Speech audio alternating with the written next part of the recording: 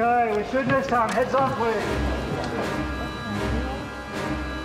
We've all been brought up watching Creatures and Frankenstein's monster and Wookiees and we all kind of like to believe in all of that stuff a little bit, you know, and I don't think anybody ever really grows out of that. And so when you're confronted by somebody... And these droids, recognise these guys? Yep. Whether it be C-3PO or a real Wookiee standing there in front of you, you actually don't really think about it as being a technical thing anymore. You see a real character. There's an on switch around here somewhere, I don't know where. Hang on. Here it is. My. The thing that we've really liked about trying to cover every area of creature effects, from prosthetics, animatronics, mechanics, fabrication, bodysuit, hair, feathers, fur, everything. It's really good because then you get to really follow through the whole design process. Okay, here we are.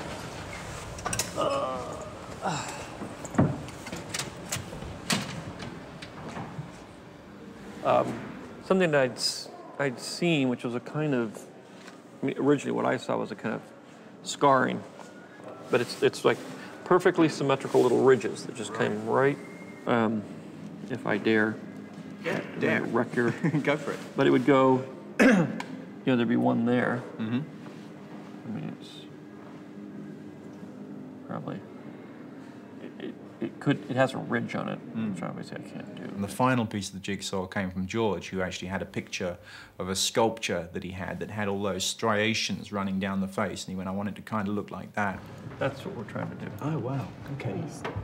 Stripes on the head, and then there's a back shot. I mean, we're still doing makeups in foam latex, but I guess the biggest advances that are being made now are in animatronics.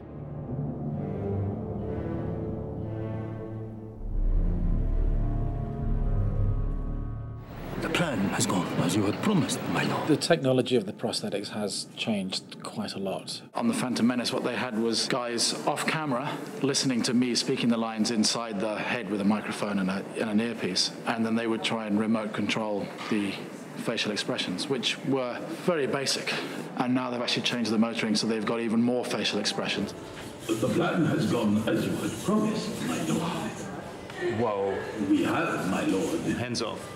The second time round, they actually computerized the movement of the mouth, and then I pre-recorded it, and the mouth moved depending on what I'd already kind of recorded. The ship is breaking up! So the lip syncing was already done for us. Now they've even refined all of the kind of mechanics of moving the facial expressions. When you're doing something like I am, which is basically I'm not a faced actor, I'm within prosthetics, you translate a lot of the personality of the character with your body. The plan has gone as you had promised, my lord. So Newt is this kind of very slimy sort of character who is hunched and disappearing inside of himself. And Ki-adi has a kind of grace about him, and his body is much stiller and he's much more elegant. And that's the way in which I try to portray my idea of the character through all of this, you know, mechanical, rubbery stuff that's on the outside. Have you shut down your droid armies? We have, my lord.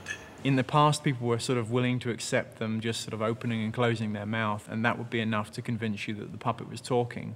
And people are so much more sophisticated than that now. They want the lips to actually form the words. I'm only operating three things, which is his jaw, his top lip, his bottom lip, and we have to plug in other bits to get his nostrils going. So even though Paul might be screaming, I'm hated in here, the character will be going, I'm having a wonderful time. Help me, help me. When you're actually under the lights, under the pressure, the heat that comes off these lights is, you know, it's amazing.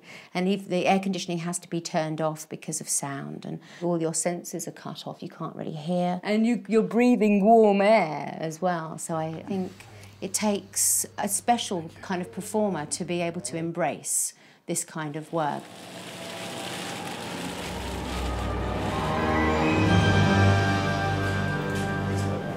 It's going to be quite, so it must be pretty thin. Yeah. Yeah, that's really good. Excellent. Yeah. And so now, we're doing a cast of your hands so you can have nice wrinkled hands as well.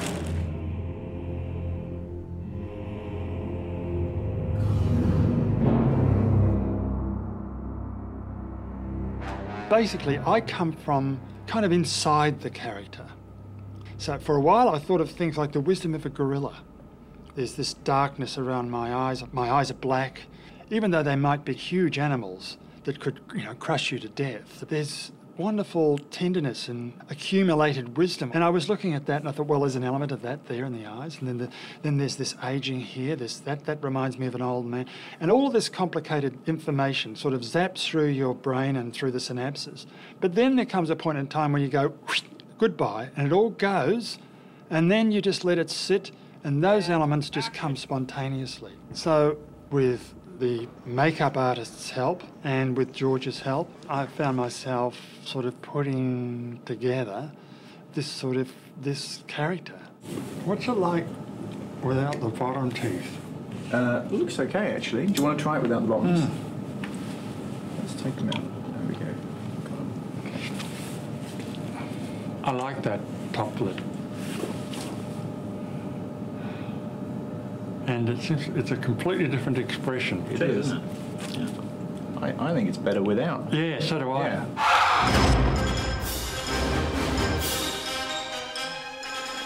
This is crunch time. This is the last week of filming.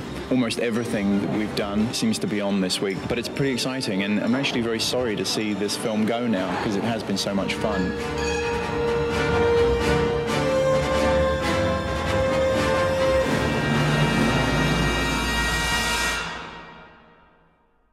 It's amazing how ugly they can make these things these days.